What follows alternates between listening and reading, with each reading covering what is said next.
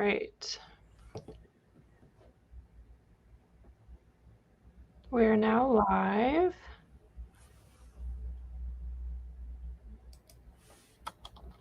I'm going to give folks a couple of minutes to join. Thank you so much for being here.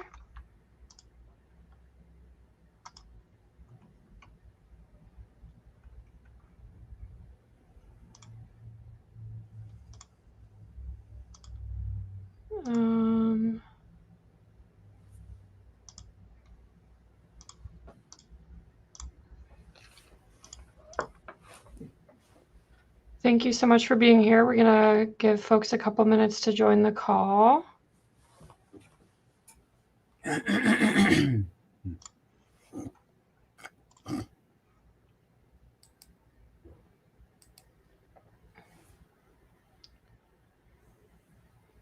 Thank you again for your patience while we wait for our friends to join us. We're going to get started in about 1 minute.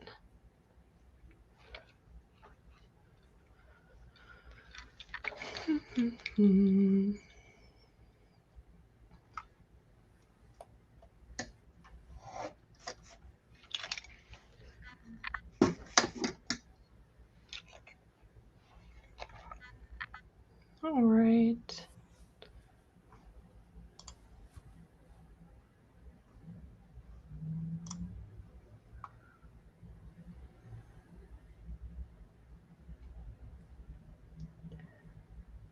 Thank you all for being here on time. We're going to get started in about 15 seconds.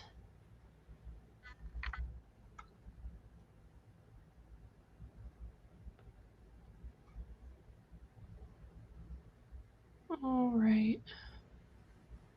I'm going to go ahead and get started with today's program. My name is Emily Levine. I'm the Manager of Adult Services for Enoch Pratt Free Library in our Programs and Outreach Department, and I'm going to turn it over to our friends at the Maryland State Archives. Take it away, Owen.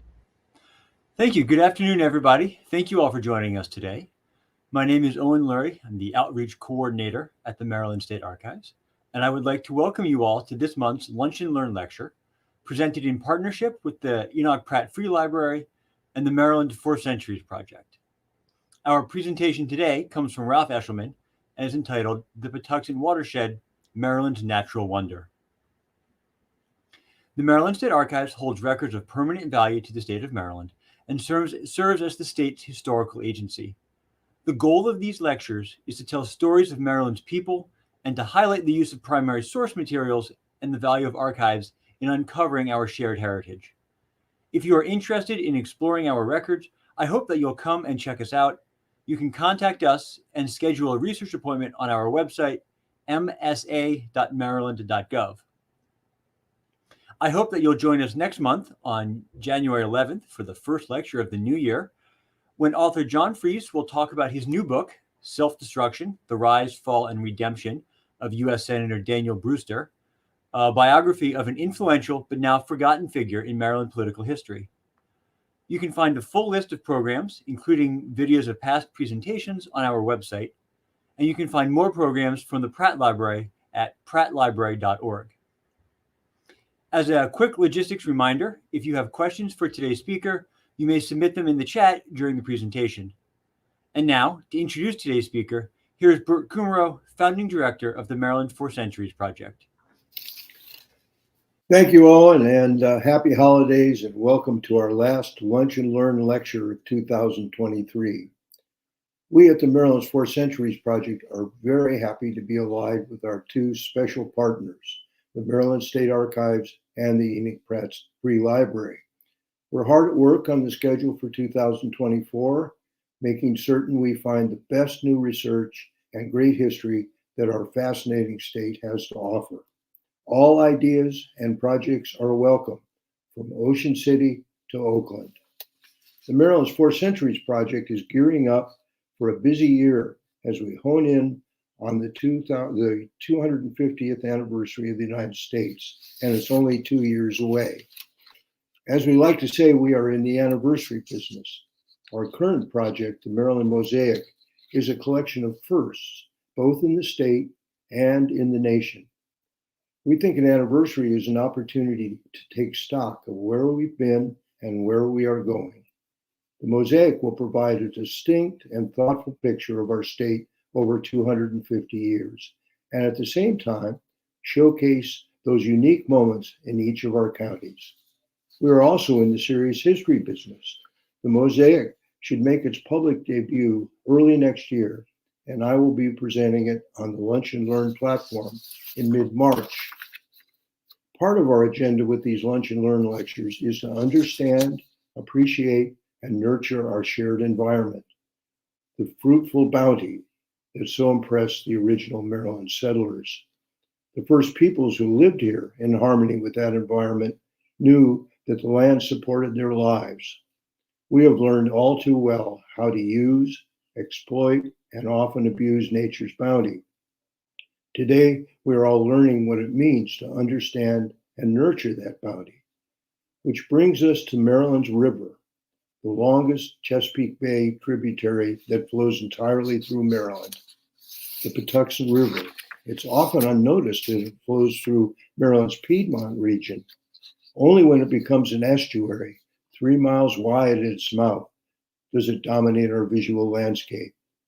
Throughout its beginning as a trickle at the borders of the 4 counties to its more than 100-foot depths at Point Patience, the Patuxent tells a goodly part of Maryland's almost 400-year history. Today, we are hearing from one of my dear friends who has lived on the banks of the Patuxent for decades. Dr. Ralph Eshelman began his career as a paleontologist, with a particular interest in the rich fossil beds on the Calvert Cliffs. It didn't take him long, however, to discover, like me, the value of public history. He landed the job as the founding director of the Calvert Marine Museum. He managed, working closely with Calvert County and others, to turn that museum in the charming and historic village of Solomons into one of the gems of the Chesapeake region. Paleontology has a special place in its halls, but the more recent natural and cultural history of the Patuxent and the Bay, along with Southern Maryland, also have top billing.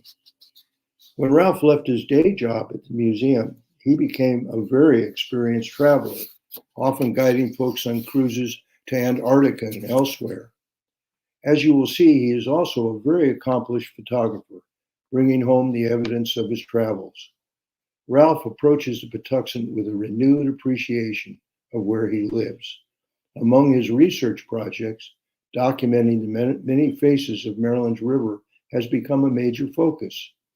He has a book in the works, and today we get a preliminary look at the richness and challenges on the Patuxent. Please welcome my longtime friend and colleague, Dr. Ralph Eshelman. Bert, thank you so much. It's many years. I've known you for 40 years, at least. Very generous introduction. Thank you. To all of you out there in Maryland, I hope you have had the opportunity to visit the Patuxent River area. It's just an amazing part of Maryland. And I suspect that many of you have been to the watershed and maybe not even realize it. We're going to get to a map in a couple of minutes here where I think it'll surprise you how far this river actually flows and how much of the state it takes up. But let's start from the beginning. This is the introductory slide. And I wanted to point out that you're looking at this wonderful boat that's up on the beach, and you might be able to make out on the stern, the name of that boat is Miss Patuxent. And that's what this talk is all about. It's just different aspects of the Patuxent River. That photograph, by the way, is by Dave Harp, one of my favorite photographers who's been photographing the Chesapeake Bay and the Patuxent River from the 1970s. So let's go ahead and take a look at some of the highlights.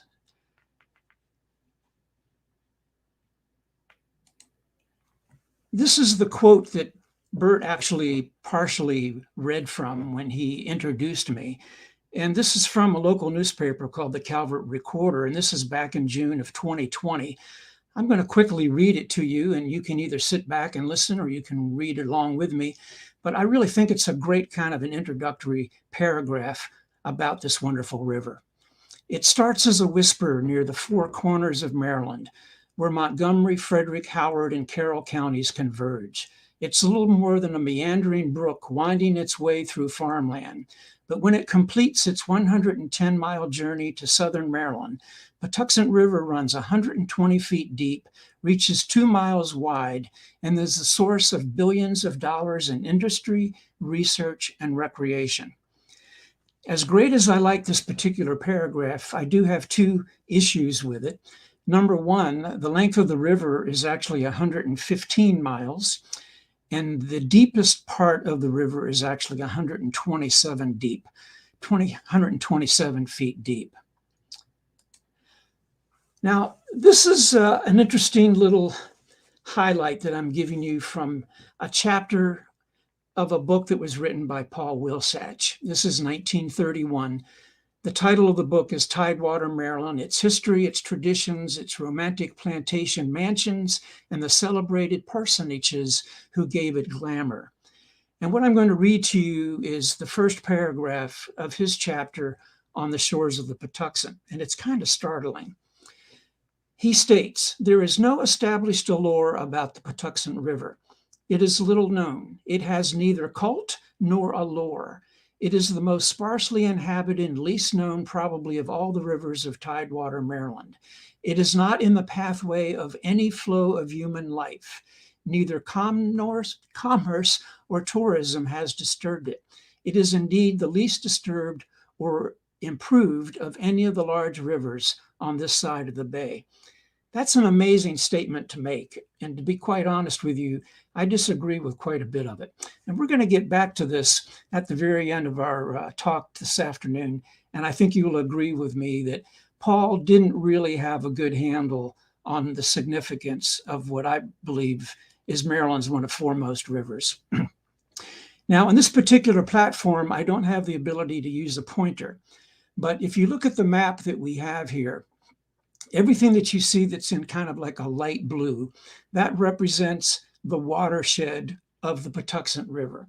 So by watershed, what I mean by that is that almost all of the rain, sleet, and snow that falls within that bluish area is going to eventually flow down into the Patuxent River, enter into the Chesapeake Bay, go out into the Atlantic Ocean, and mix with the rest of the waters of the world.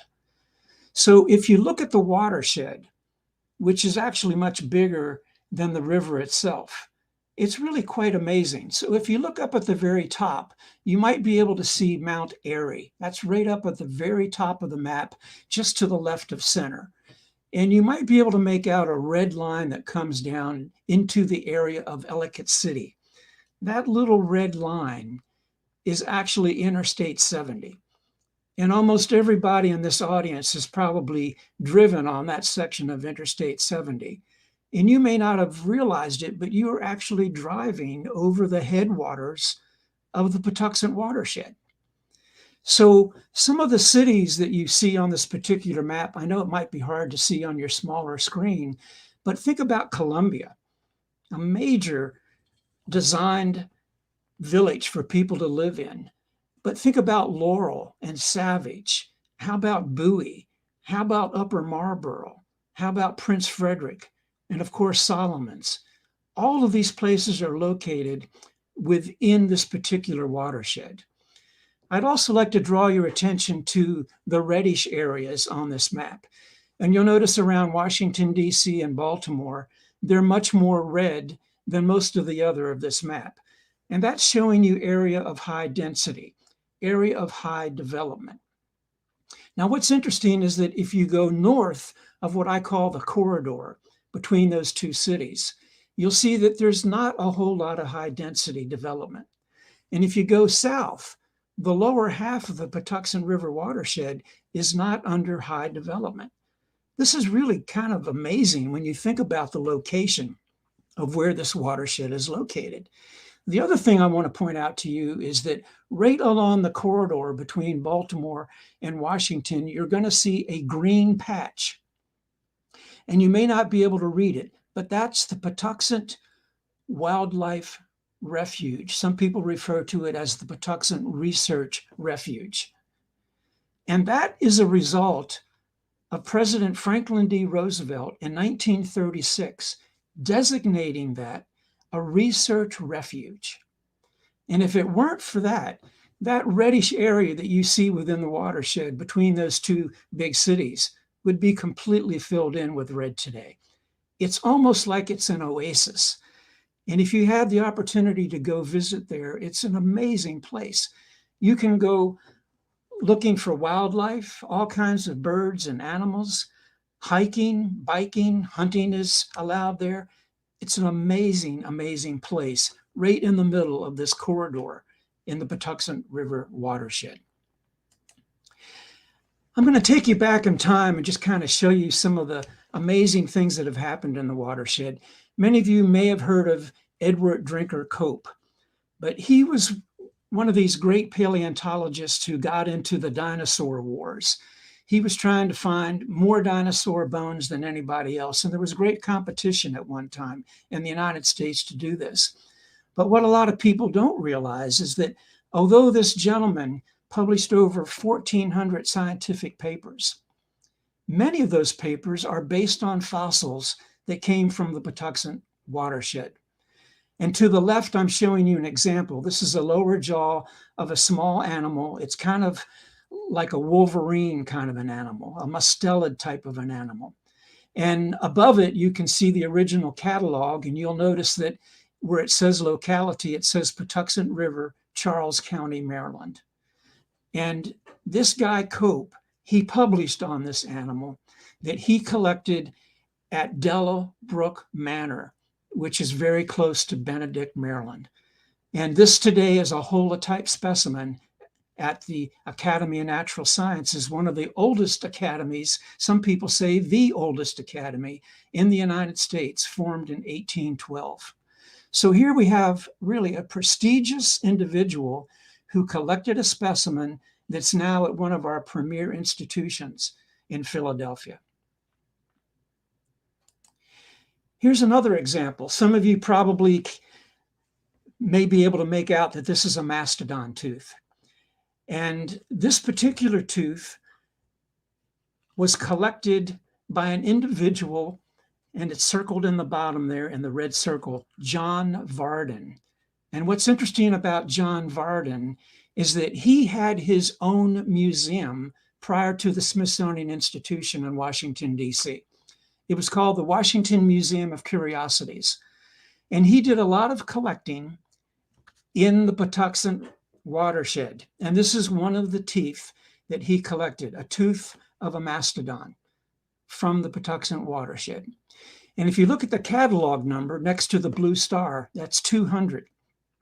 And next to it, you see USNM. That's the United States National Museum, what we refer to today as the Smithsonian Institution.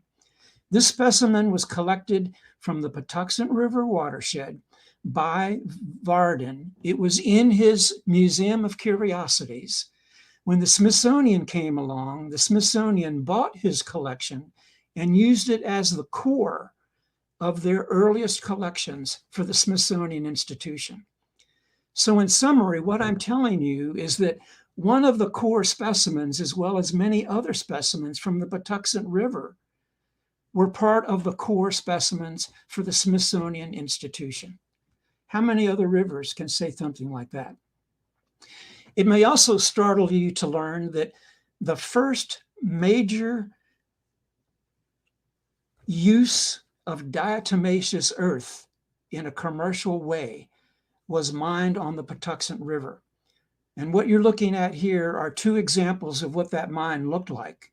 These are from the early 1900s, 1907 to 1909, when this particular mine had established. But if you look over to the right, you can see this emblem, and up the very top of it, it says Made in Baltimore, and the name of the company is Patuxent Fertilizers. This is one of the areas where they were getting this diatomaceous earth, as well as other types of minerals and whatnot that were used in soil conditioners. It was also used as a way to filter different things such as beer. So the first commercial use of diatomate in the United States was on the Patuxent River. A lot of people don't realize that. Another interesting thing about the river, Many of you may have been to Battle Creek Cypress Swamp, which is located in Calvert County. Battle Creek is a tributary of the Patuxent River. Some of you, probably fewer, have been to the Helen Creek Hemlock Preserve, which was preserved by the Nature Conservancy. The reason I'm bringing these two examples to your attention is that both of these are in the Patuxent watershed. The Cypress Swamp is the northernmost significant stand of cypress on the western shore of the Chesapeake Bay. The Hemlock Preserve on the right-hand side is the southernmost distribution of eastern hemlock in the entire coastal plain of the United States. So what you have here is a combination of northernmost and southernmost species that are overlapping together in the Patuxent River watershed. This is an ecotone of sorts, where these two different environmental areas are mixing together. No other river in Maryland can make the claim that they have both cypress and hemlock within that watershed. Here's another example. Tobacco. Hopefully this is going to show up. No, it's not. Okay, I'm having some issues here with some of these images showing up.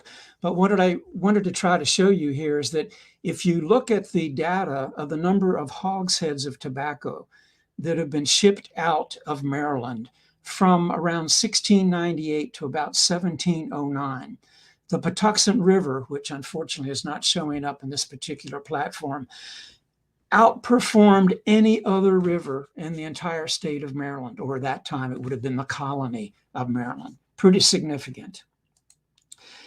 It might surprise you that this particular beautiful wall paneling that you see right here came out of one of the manor homes that was located on the Patuxent River. It was called Elton Head Manor, and it was located near the mouth of the Patuxent River. When I first moved to this area back in 1974, the fireplace bricks of this particular manor were still extant. But back in 1925, this beautiful wall paneling had been taken out and is now exhibited at the Baltimore Museum of Art. Many of you probably visited that museum and didn't even realize that what you're looking at is actually a vestige of one of the former manors that came from the Patuxent River. Here's another example. This is Patuxent Manor, which is located at Lower Marlborough, also on the Patuxent River, obviously because of the name.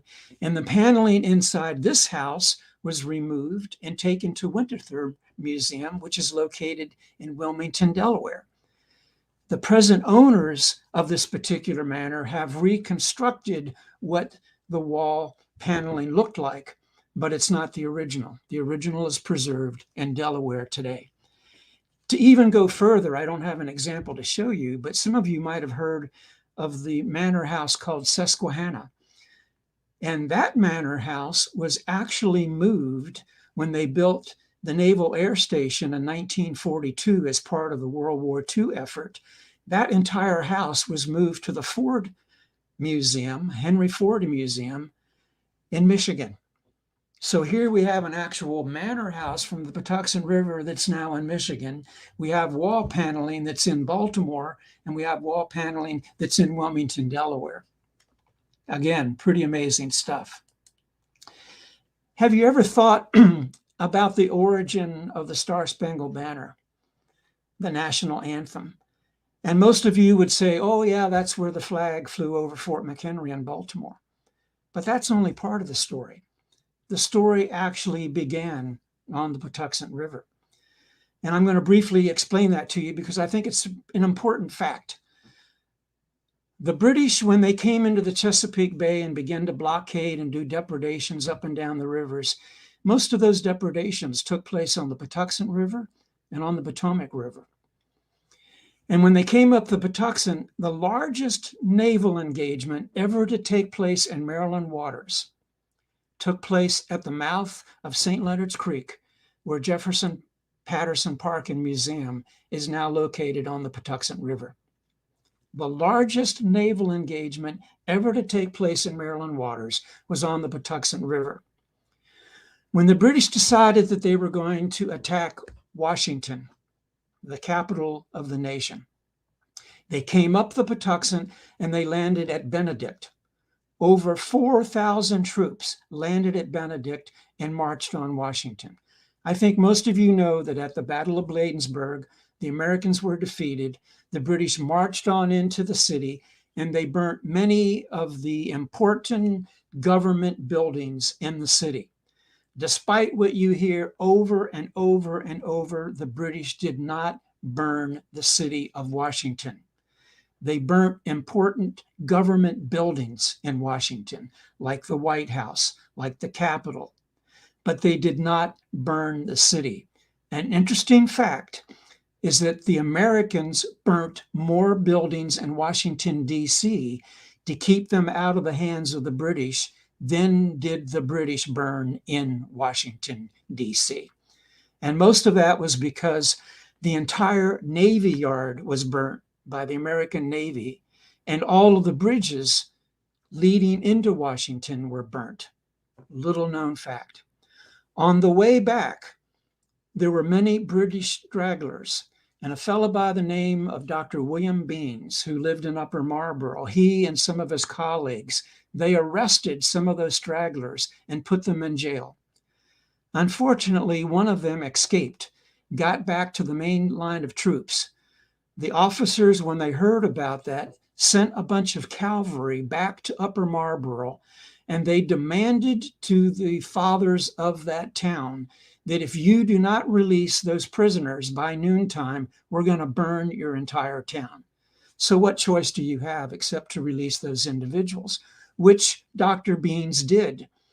But what he didn't know at the time is that they also took him back to one of the naval ships of the British fleet on the Patuxent River. When the American government found out about that, President Madison ordered that an attorney and the officer in charge of prisoner exchange go to visit the British to seek the release of Dr. Beans. Who was the attorney that went with them? Yes, Francis Scott Key. When Key and the release agent got to the British vessel to seek the release of Beans, the officers agreed to do it, but they said, we're not going to release you until after our attack on Baltimore because we do not want you to let the officials know that that is our next attempt. And so that's why these gentlemen were on board one of the vessels during the bombardment of Fort McHenry. So that's when Francis Scott Key, who happened to be a poet, wrote the lyrics that became our national anthem. So the beginning of this whole story actually began on the Patuxent River. It did not begin at Fort McHenry in Baltimore. There's so many wars that we could talk about. There's wars back in the colonial period, Revolutionary War, Civil War, World War I, World War II. We could talk about all of these, and I do in my book. But I just wanted to point out a couple of examples from the Civil War. On the right, you can see two white officers and two former slaves who have been freed from their plantation in order for them to join the Union Army as part of what was called the U.S. Colored Troops. And the camp where these former slaves were trained was located at Benedict, and it was called Camp Stanton. This is a very important part of the African American community's heritage to the Patuxent River and really to Maryland as a whole. And if you look at the left, this is one of the railroad bridges that went across one of the streams of the Patuxent River. The major railroad lines from Baltimore went right across the Little Patuxent and the Big Patuxent River. And Southern sympathizers, as well as Confederates, were frequently trying to destroy those bridges so that the railroad lines could not operate. So the image that you see on the left are Union troops that are working to try to restore the bridges to maintain the railroads to be moving back and forth. These are the kind of activities that were taking place during the Civil War that really you never hear about. On the right, you probably can't read this very well, but this is a map of the Patuxent watershed, at least the tidal portion of the watershed, that shows all of the steamboat wharves.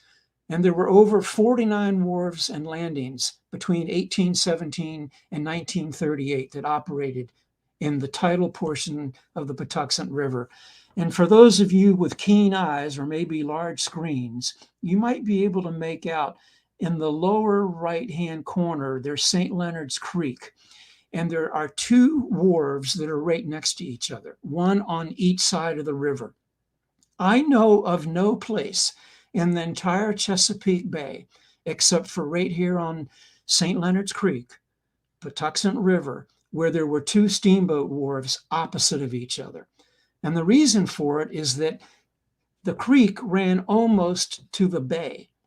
So that meant that everybody to the south, it wasn't easy for them to get to a steamboat wharf. If it was on the opposite side of the creek. So they decided to have a steamboat landing on both sides of the river. And what's interesting is that when the steamboat would go to the first wharf, which was located at what was called Makel's Wharf, and that's the wharf that you see illustrated here on the left, it could go directly to that wharf, bow in, and then when it wanted to go to the wharf across the river, steamboat would put itself in reverse, go across the creek, tie up to that wharf, and then when it wanted to leave the creek, it would put itself back and forward, and it could exit right out. Really kind of an amazing way to do all of this. And if you look closely at this particular image of Makel's Wharf, you can see all of the carts and whatnot there, the people getting ready to receive what's being brought in by the steamboat. Just everything you could imagine was being brought in. If you lived in this area and you wanted to buy furniture, you typically bought it from Baltimore, and it was delivered by steamboat. So what a thrill it would be when you heard that, okay, my new bed or my new bureau or whatever it was is going to be coming on the next steamboat the next day. And you would be down there with your cart to be able to pick it up to take it to your home. A whole different way of shopping than what it's like here today. This is an interesting story. You're looking at the label that came off of an oyster can. And if you look over on the right-hand side very closely, you're going to be able to see that it says Solomon's Island. And it was packed by Isaac Solomons. Solomon's Islands got its name from Isaac Solomons, who opened up a packing house there.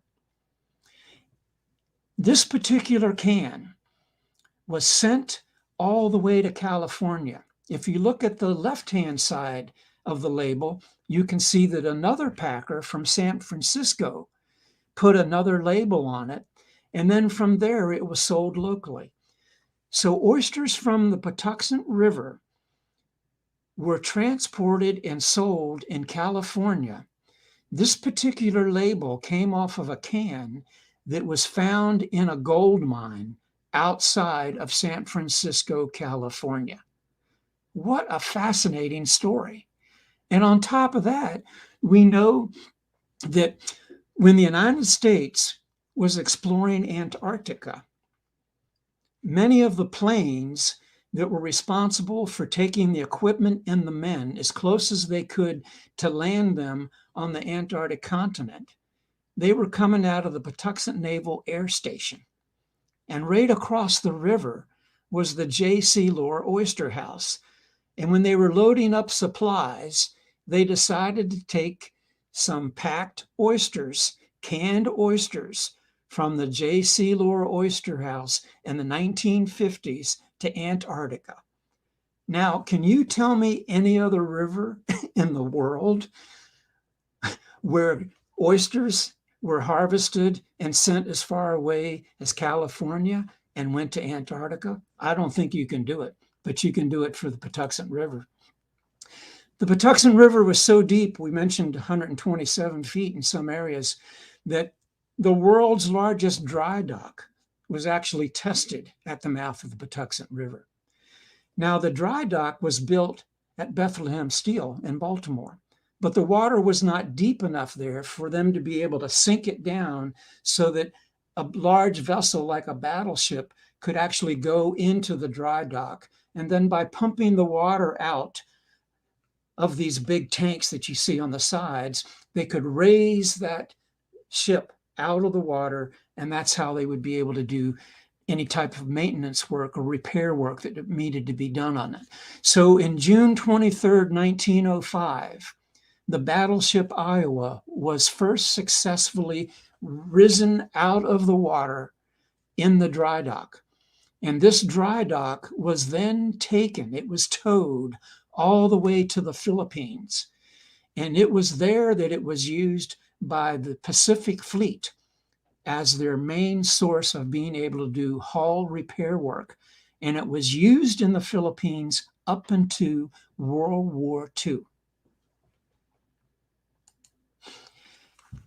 What you're looking at here is an aerial photograph of part of what most people refer to as Solomon's Island today at the mouth of the Patuxent River.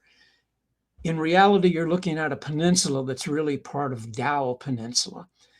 And all of these barracks that you see there and all of these vessels that you see along the shoreline, this was part of the U.S. Navy amphibious training base that was established in Solomon's Dowell Peninsula in 1942.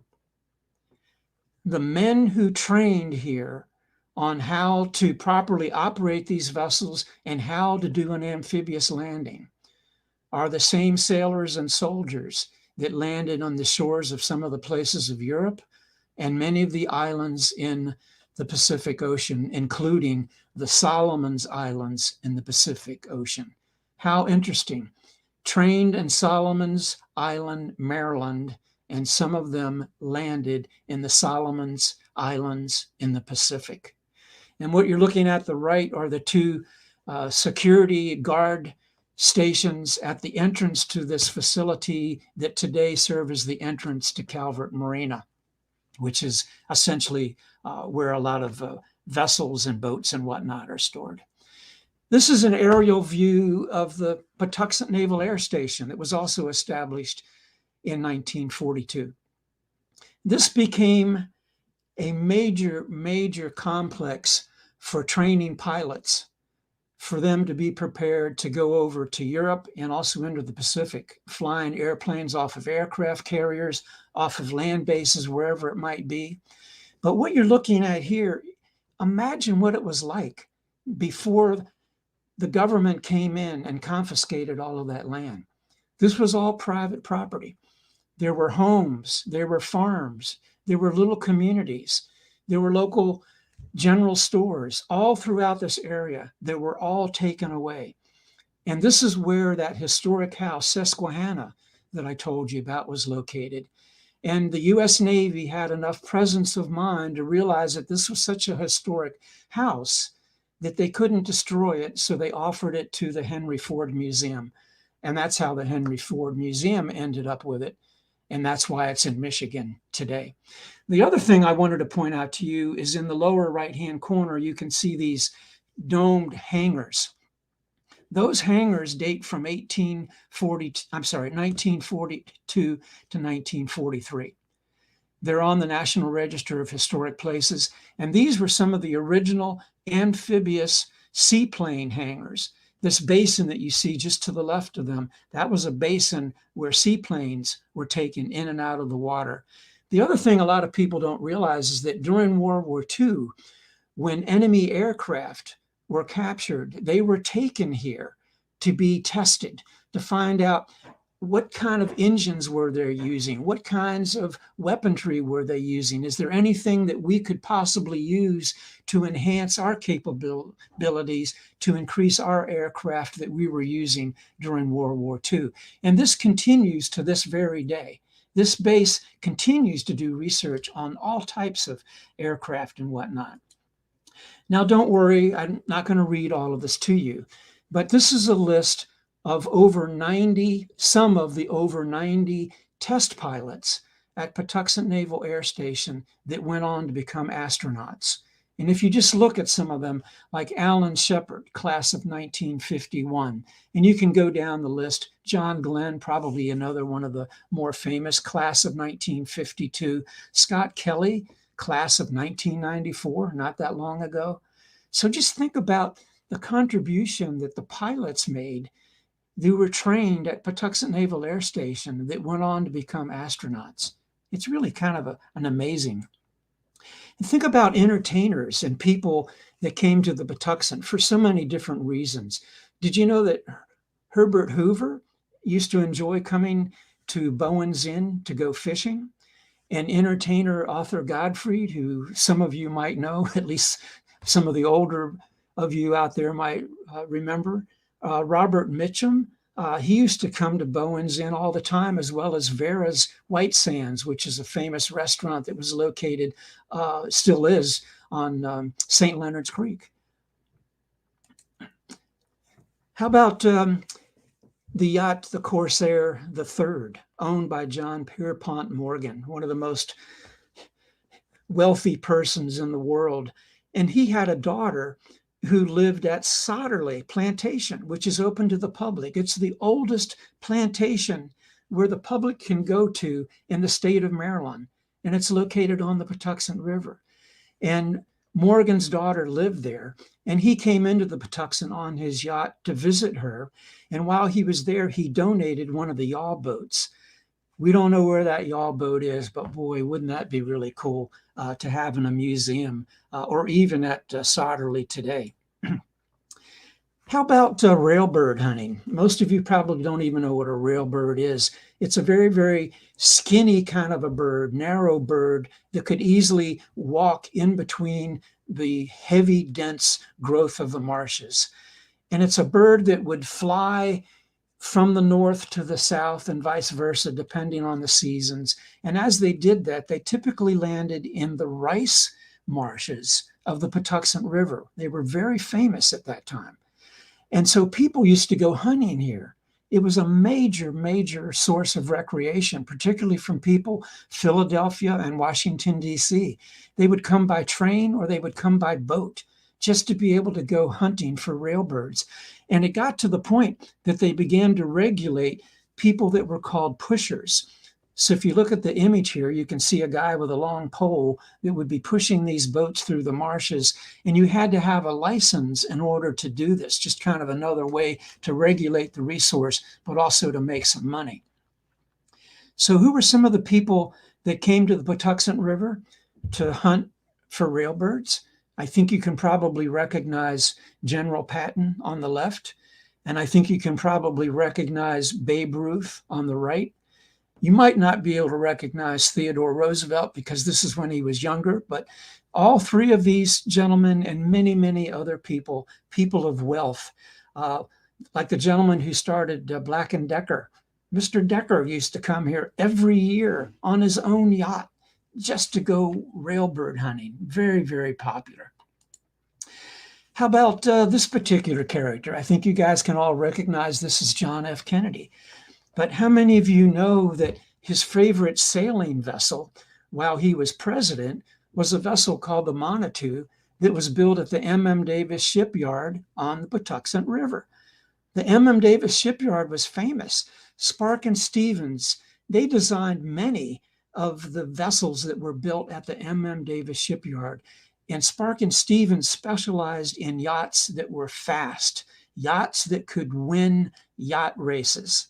So many of these vessels that they built became some of the foremost known racing vessels in the United States. I think you guys recognize these folks. This is from the I Love Lucy show. And the M.M. Davis shipyard realized that we can't just sell vessels to the rich. How about if we started trying to sell vessels to the middle income people in the United States? So they established the first assembly line for vessels that were meant not for the rich, but for the average American citizen, a vessel that they could afford. And they were very clever in their advertising. In one of the I Love Lucy shows on November 19th, 1956, you can see Desi Jr. and Lucy. And then a week later, they did another one. And in that particular one, Fred and Ethel were also there. And you can imagine, just because these advertisements more and more people began to want to own a cruise along, which was the name of this type of a vessel that was built at the M.M. Davis shipyard. On the left, you're looking at one of the M.M. Davis cruise along vessels. This is in a showroom in Philadelphia. They also had a showroom in New York City. And in the right, this is kind of unbelievable. We don't know the exact date, but between 1947 and 1950, M.M. Davis took one of its vessels, one of its cruise alongs, all the way to Lake Titicaca, which is on the border between Bolivia and Peru. That's at an elevation of 12,570 feet. This is the highest elevation navigable lake in the world. And they did this as a clever advertising scheme. This company in 1 year sold over 500 cruise alongs built in its assembly line on the Patuxent River. That's pretty amazing. How many lighthouses does it take to mark the mouth of a river? It actually takes 3. But for the most part, in some years, there was never a lighthouse here. In other years, there was only 1 lighthouse. In some years, there were 2. And in some years, there were 3. What you're looking at here is an aerial image of what is called Cedar Point Lighthouse. It's no longer there. It's gone. And even though it's called a point, you can see that it's had some significant erosion problems. What I can tell you is that the lantern from the top of that lighthouse has been preserved, and it's on display at the Patuxent Naval Air Station Museum. And some of the ornamental woodwork from this particular lighthouse is on display at the Calvert Marine Museum. Another one of the lighthouses is Cove Point. This is at its original location. This is the tower in the center, which is made out of brick. You can see a duplex on the left, which, by the way, you can actually rent these if you want to have a family reunion or just a getaway or whatever. On the right, you can see the fog signal bell that still hangs. This marked a significant shoal off the point, which is north of the entrance into the Patuxent River. And then the third lighthouse is the Cove Point Lighthouse, which was moved by barge to the Calvert Marine Museum. The reason I'm bringing all of this to your attention is that we have 3 lighthouses, 2 of which have been fully restored and are open to the public, and a third of which we have pieces of it that have been preserved. And I don't think there's another river in Maryland, and not many in the United States, where you can say that much of their history related to lighthouses has ever been saved. But we can say that about the Patuxent River. And then think about submersibles. Interesting that Simon Lake, some of you may have heard of him, but he's one of the early designers of submarines. And to the right, you can see his submarine that was actually built in Baltimore. A 60-foot long. To the left, you can see essentially what it looked like. And what's unique about this from what we typically think of as submersibles is that this was designed to move along the bottom of the ocean floor. And that's why it has these big iron wheels that you see there. And a hard hat diver could be deployed from this. And it also had an airflow pipe that came off the top. So that meant that it was limited into how deep the water that it could go. But this is very interesting because it took a tour. This particular submersible took a tour of the Chesapeake Bay. You can see the map down below. And you'll also notice that it came into Solomon's during one of its excursions. It did a test dive. And during that test dive, it laid the first cable across the mouth of the Patuxent River. So it wasn't just a toy. It was a way for these people to explore and also to make money, such as laying that cable, a communications cable. This is a little, we'll call it a bentherium. It's essentially a way for people to get inside of this and be lowered into the bottom of the Chesapeake Bay. This was done by Gilbert C. Klingel, who lived up in Baltimore. He was a member of the Natural History Society of Maryland. And he decided to come down to the Solomon's Island because that's where the Chesapeake Bay Biological Laboratory was located. And obviously, the researchers there were interested in being able to descend in this particular batharium to study the animal life in parts of the Chesapeake Bay.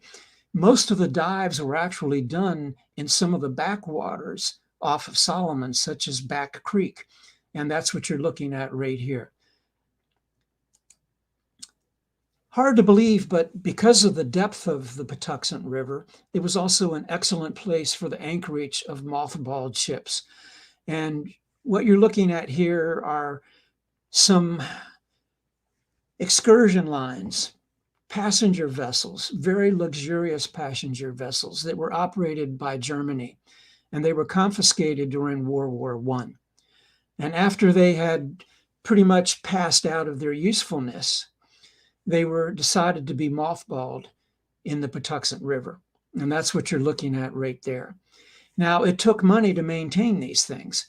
And so what happened is that in the 1930s, some of the crew of that were taking care of these vessels began to kind of perform recreation by rowing some of the lifeboats.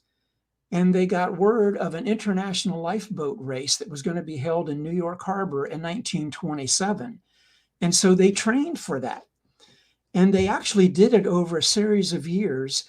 And in 1933 and in 1935, they won one year the gold medal and in another year the silver medal. And what you're looking at is one of the crews on the left-hand side, and on the right-hand side, one of the members of that crew, his name was Albert Zanizer. If any of you have ever heard of Zanizer Marina, he's the one that started Zanizer Marina. And he lived in Solomons. He died in Solomons. And on his tombstone is a depiction of the gold medal that he won as part of the crew in that particular competition. How about art? How about literature, poetry, sculpture? There's a whole chapter in the book that talks just about that. And I'm not going to go into any detail on any of this, but some of you may have heard of John Barber. The upper left hand is an example of one of the paintings that he did. This was actually a fundraiser for the Calvert Marine Museum. Thousands and thousands of dollars were raised thanks to John Barber doing this for the Marine Museum. On the right is Otto Muehlenfeld. This is a Baltimore painter. He specialized in doing paintings of tugboats. The M.M. Davis shipyard in its beginning specialized in tugboats. And so many of the tugboats that were built on the Patuxent River were painted by Otto Muehlenfeld. Many of his paintings are in the collections of the Maryland Historical Society, as well as the Calvert Marine Museum. I think many of you have heard of Benjamin Henry Latrobe. You may not know that he actually sketched along the Patuxent River in 1813. James Michener, when he wrote his book Space, he talked all about Solomons and the Patuxent River and the Naval Air Station over there. Tom Wisner, the Bard of the Chesapeake, he lived on the Patuxent. He did all kinds of songs and programs about the Patuxent River. All of his songs and his videos and all of the stuff that he did are today located at the Smithsonian Institution and also at the American Folklife Center, at the Library of Congress. William Hulbert Footner, many of you probably have not heard of him, but he was one of the most prolific writers in the first half of the 20th century. He wrote over 180 titles. He lived on the Patuxent River, and many of his books were written about the Patuxent River. And if you know the history of the river and you read his books, you know exactly where he's talking about. You know exactly some of the characters in his stories. August H.O. Rowley, you may not have heard of him, but he was an abstract artist that lived in Washington, D.C. He used to come down to the Patuxent River all the time to do some of his paintings. Art Deco if you guys have ever had the opportunity to visit Beltsville, some of the best Art Deco architecture anywhere in the United States is located. And these are all within the Patuxent watershed. Just an amazing wealth of information about the arts and the about the river. This is one of the sketches that Latrobe did. It's interesting because you probably can't see it very well on your screen, but in this particular sketch, he talks about the colors, rough stone. He's indicating, this is a reminder to him that when he does a formal painting based on the sketch, what the colors would be and what the texture should be. And this is the mill at Upper Marlboro, one of the earliest depictions that's ever been done of anything in the Patuxent River. How about Fortune magazine? This was the September cover, 1936, by Reginald Marsh. On the left, that's his original. On the right, you can see what they used on the cover of Fortune magazine. How about Max Weil? I don't know if you've ever heard of this particular artist, but he lived in Washington, D.C. He used to come down to the Patuxent. He used to paint scenes of the Patuxent. He loved the marshes in the Patuxent. And in 1907, the Corcoran Gallery, which many of you are probably familiar with, which is located in Washington, D.C., they did a retrospective of his works. And in the lower left, you can see him standing in front of some of the paintings. And then just to the right of it, you can see examples of many of the paintings that were on exhibit.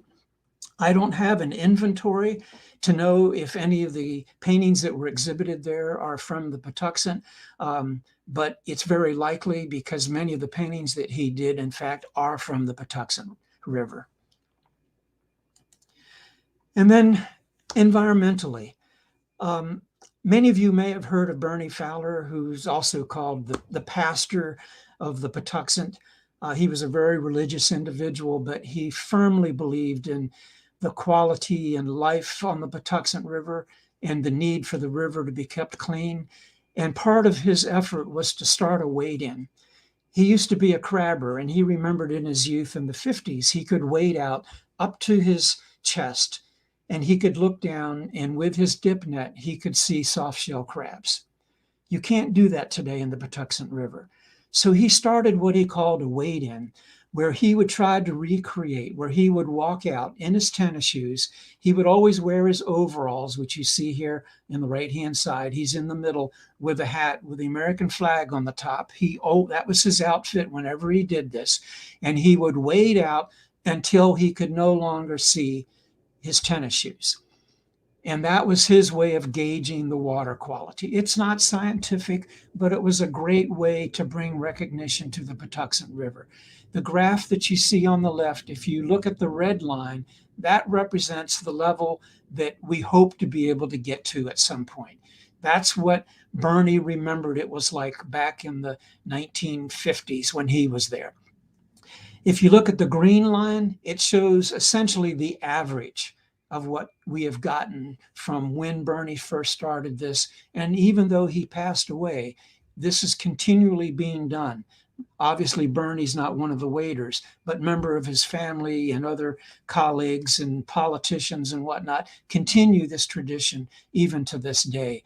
And I just wanted to read you a quote that came from a scientific paper. And it says, "The intense scientific debate about the nature of environmental change and management of the Patuxent River paved the way for major policy changes elsewhere in the bay. These include the development of the Maryland control strategy." And the reason I'm bringing that to your attention, because that's all based on the Patuxent River. So I think that's essentially it, except for this little quote that we started out with. And I'm not going to reread it to you, but I want to take you down to the very lower paragraph and in highlight, read one thing that I left out at the very beginning. And Wilsach says, "But the Patuxent has its points of interest. It is well worth knowing." And I hope that based on this presentation that you agree, the Patuxent River has a lot to offer. And this book that I'm working on, from the information that I've gathered, this is just a little snippet of the material that's out there. It's an amazing, amazing place. So with that, I will close, and I thank you all for your attention.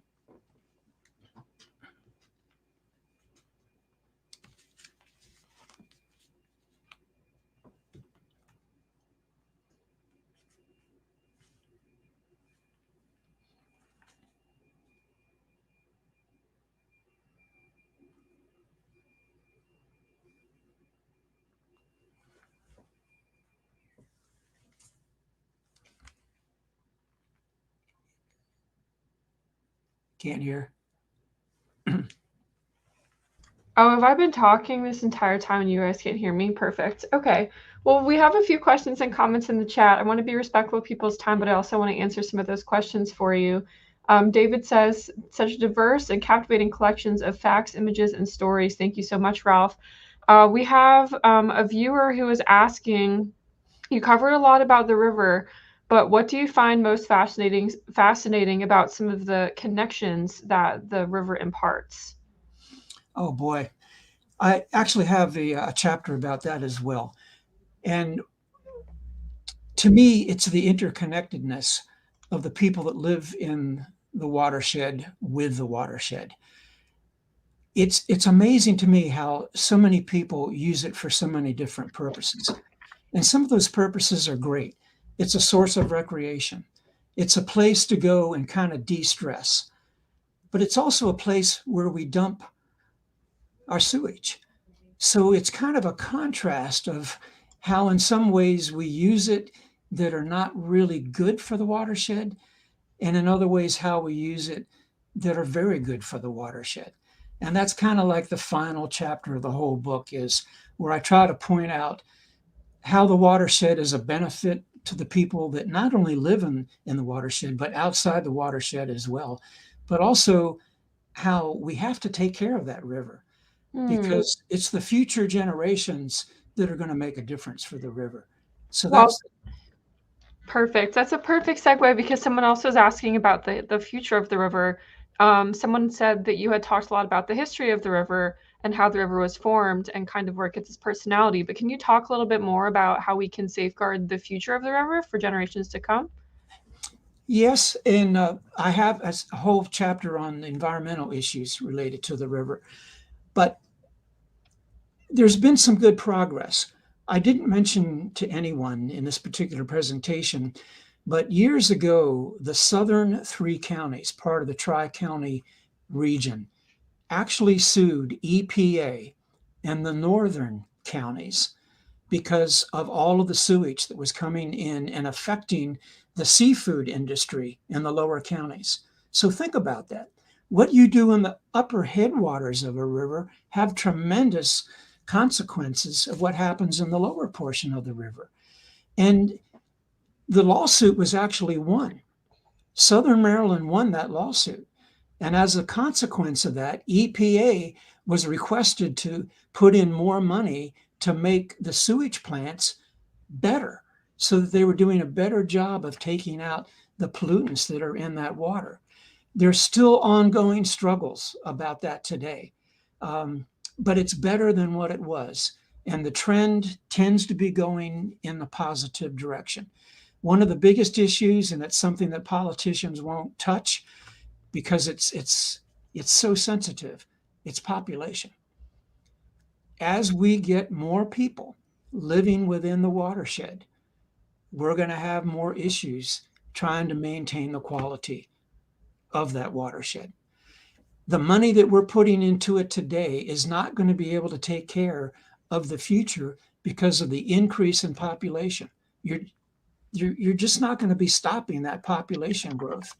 So one of the things that I'm very positive about is places like Maryland Capital National Park and Planning that operate in Montgomery County and Prince George's County have done a phenomenal job of buying up waterfront property and helping to preserve the quality. There's been private individuals like Marvin Patterson who donated 1.5 miles of waterfront property on the Patuxent River, which today is Jefferson Patterson Park and Museum. This is the largest private donation of land ever in the history of the state of Maryland. If you go up to our upper counties, which have been accused of all of this pollution coming down to the lower part, it's amazing some of the work that they've done up there. Montgomery County, Hartford County, they've done some tremendous work in buying up property and creating parks and whatnot to help buffer the watershed. The way we have to look at it is not county by county. We have to look at it as a watershed because all of us affect it in different ways. And so to me, that's kind of the future of the success of taking care of the Patuxent River is working together, not against one another. The Patuxent River Commission just recently has gone through a metamorphosis of sorts, and it's attempting to do exactly what I've just described to you. And for anybody that's interested in these issues, there is going to be what's called a PaxCon, and it's going to be held at the Patuxent Wildlife Refuge in, I believe it's February. I don't remember the exact date. I think it's the 15th. And it's an opportunity for people to get together and talk about the status of the watershed and what we can do to try to help the future. So if you're interested in that, that's the place to go. And finally, we have one last question, which I was going to ask to make sure that people in the audience know. David is asking, when will the book be published and where can we find more information? That's a good question. This has turned out to be much greater than I ever expected to be. Let me put it this way. At this point, we have over 30 chapters. We have over 1.2 million words. We have over 500 maps and photographs. That's the equivalent right now of about 7 to 8 standard size books. So we're looking at this, when I say we, because it's a group effort of a lot of different people, we're looking at this as an encyclopedic pictorial history of the watershed. We're probably going to end up having to do it online, because to actually publish it as a book, we're probably talking about somewhere between 7 to 10 volumes. So here's the idea. We are looking at funding right now. I won't go into the details on it, but we would like to minimally publish enough hard copies so that a copy can go to every main library branch, every main high school and middle school, every historical society, and every major museum in the watershed, where it can be on the shelf and made available to anybody that wishes to use it. But anybody that wants to be able to pull it up online, chapter by chapter, that's the other way that we're hoping to be able to do this. So the answer is, when is it going to be done? I would say at this point, the research is about 80 to 85% done. But that means we still have a lot of editing to do. We have a lot of formatting of what the final product's going to look like. My goal is to have it out by the end of next year. I don't know if that's going to be possible, but let's say 2025 at the latest. That sounds like a monumental feat, and we really appreciate you giving us a slice of it today. Thank you so much. It's been my pleasure. I'd like to thank Ralph again for such an informative and engaging presentation. I'd like to thank our partners at the Maryland State Archives and the Maryland 4 Centuries Project. Thank you to the Hearing and Speech Agency for providing accessibility for today's program. And thank you so much, our audience, for being here today, because you help make these programs possible. That concludes today's program. Everyone, I hope that you stay safe and take care, and we'll see you next month for next month's Lunch and Learn. Everyone have a great day. Thank you so much. Bye.